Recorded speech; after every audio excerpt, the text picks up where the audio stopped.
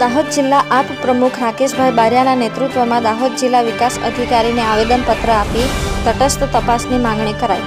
પ્રાપ્ત માહિતી અનુસાર જિલ્લા પ્રમુખ રાકેશભાઈ બારિયાએ જણાવ્યું કે જિલ્લામાં પકડાયેલ નકલી કચેરી બાદ દાહોદ જિલ્લામાં ફતેપુરા, લીમખેડા અને સંજેલી તાલુકામાં નકલી કર્મચારીઓ કાર્ય કરી રહ્યાનું મીડિયાના માધ્યમથી જાણ્યું છે અને આ નકલી કચેરીઓ ઘણા લાંબા સમયથી વહીવટ કરી રહ્યાનું જાણ્યું છે।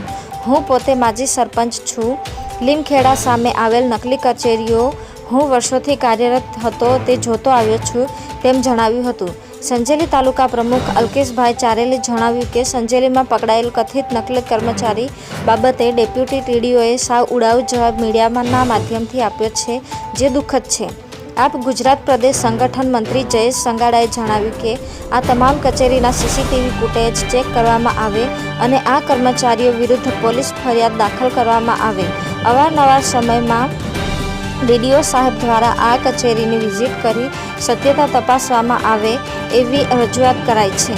આપ કિસાન ઉપપ્રમુખ રમશુભાઈ હઠીલાએ જણાવ્યું કે આવનારા 10 દિવસમાં આ કાર્યવાહી કરવામાં નહીં આવે તો આમ આદમી પાર્ટી તરીકે દરેક તાલુકામાં ઉપવાસ પર ઉતરીશું તેમ રાકેશભાઈ બારિયાએ જણાવ્યું હતું।